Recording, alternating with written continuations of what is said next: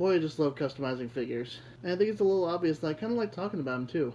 Maybe that just makes me an asshole who wants to brag about what I did. Maybe I'm egotistical and need the approval of everyone. But we'll get into an existential crisis another time. Right now I'm going to be talking to you guys about more figures that I customized. And we're going to start off with the smaller side of the spectrum. These are custom Runabout and Runamuck figures from the Titans Return Bumblebee and I think it's Roadburn figures? I think that's right. Anyway, these were a lot of fun to do. I picked these up at Walmart when I was working there a while back. And, I don't know when the next time we're going to be getting mainline battle chargers are, so I figured I'd take it into my own hands. And honestly, I don't think I did too bad of a job. I gave them mouth plates, which I made from the plastic from their packaging, actually. The big plastic that's around them. And instead of giving them regular Decepticon symbols, I decided to give them rub symbols that I got from Toy Hacks. And to be honest, I think that these work a lot better than just regular purple Decepticon symbols. I don't know why, I just really love rub symbols. Now these and everything that I'm going to show you tonight is still fully transformable even with all the paint, so... And if you need proof on that statement, boom, there we go. Moving on then to a figure that I already talked about once before. This is my custom bulkhead. I didn't really do much to him paint-wise, but as you can see, I did do some heavy modifying from the things that were back here and adding them to the sides that still work for transformation really well. And if you want to see proof for this, you can go onto my Facebook page where I did photos for the robot mode and the vehicle mode. So there you go. So you guys remember when I talked about this guy in the last video? Well, now we're going to get into some more figures for this next section, which I call the Shattered Glass section. Very original, right? Anyway, let's start with Treadshot's leader, Shattered Glass Megatron. Now this is from the Classics Megatron, which I got from Larry, thank you so much. And the reason I did an Elite Guard Decepticon symbol on his chest there is because I only had one regular Shattered Glass Decepticon symbol, so it's whatever, it still looks really good on him. But with the black and the red and the blue, I know it's still Megatron, but it's like, it works so well. I still hate this arm, even though it looks really good. Moving on to Megatron's #1 enemy, Shattered Glass Optimus Prime. This guy, I really, really like what I did. With the Shattered Glass Autobot symbol back here on the light bar with the green lights. Not only did I give him a fresh new paint job, I also had to tighten up these joints, like this one on this shoulder. And how I did that wasn't actually with floor polish, it was actually with clear nail polish. And I've done this with another figure, and this stuff actually really works wonders. If you want to tighten some joints, I definitely recommend you should give this a try. But yeah, Shattered Glass Optimus, God, I'm so excited for this. Now to finish up the Shattered Glass section, we're just going to have a quick talk about Shattered Glass Bumblebee. I didn't really do anything to this. This is just the Shadow Strike Bumblebee from Transformers Prime.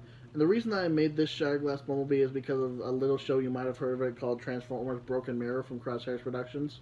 Yeah, I pretty much copied him from the whole design right down to the scar on his face. But you know what? It's a great design, and I want to give Joe some props for how he did it. And yeah, I'm glad to have this. I'm glad to have all the Shattered Glass figures. Now, just one more little quick talk before we move on to figures that I really want to get into. Custom Larry. Larry was the embodiment of Larry Hankins meant for his show, The Secret Transformers Show, which then he got upgraded into Larimus Prime and all that good stuff. Larry actually sent me this in an unboxing, the same one that Megatron, Optimus, and other stuff came from, and I love this so much. As you guys have seen, I actually replaced Bulkhead with this guy in my animated highlights. Yeah, it just works so much better. I'm really happy to have this thing. Thank you so much, Larry. Hey, how about we talk about a custom that I just finished like an hour ago? Robots in Disguise Bug Bite. Yeah, I actually just finished this one like earlier, and in all honesty, I'm really happy with how this came out. It still transforms perfectly fine because I actually started in vehicle mode and made sure that it would work out fine. There's still some yellow spots here and there, but there's always going to be some spots that I miss on all my customs. But overall, I think I did a really good job, and I'm really happy with how this turned out. Hey, how about a past custom that got recustomized into something else? This guy is Revenge of the Fallen Breakaway, which I customized into Armada Thrust at the time. And I didn't need an Armada Thrust because I'm planning to get the Classics one sometime in my life. So I wanted to keep this, but I wanted it to be something else. And I thought, what is a good Decepticon jet former that would work? And I thought about doing Snare or something like that. But I decided to go with Croc. And that's what this is supposed to be. Yeah, it's kind of a weird design for Croc, but you know what? I kind of dig it. Movie Transformers are weird.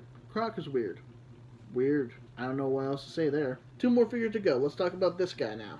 This is Pyro, made from Energon Inferno. I was originally going to give this figure away to someone, but then I thought, I'm going to customize it into something that didn't really need to do too much to. And I remember BotCon having a Pyro, but even though it went under a different name. And it was pretty much that from an Inferno mold, so I pretty much just repainted it to look like that, and in all honesty, it kind of works. With the yellow and the black down here with the tubing, kind of makes it look like the hazard stripes that go down the back of the vehicle mode. Yeah, it's kind of one of my lazier customs, but it's like, still kind of cool, I guess, right? Time to wrap things up here with the last custom of the video. We're going to talk about Iron Fist, or Physitron, however you want to call him. This is made to look like the IDW design instead of the one that actually was called Physitron or Iron Fist from the TFCC line. I'm really happy I did this way.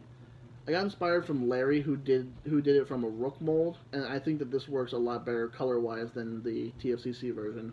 I'm really happy that I did this. I'm glad to have really obscure figures from the comics in my collection. So there's another custom figure show, guys. I'm always going to be coming up with more of these. I actually have like 4 or 5 more customs ideas in the works. When those are done, when I have enough customs, I'm going to make another one. But that's it for this video. Make sure you like, comment, subscribe, and I'll catch you on the next video.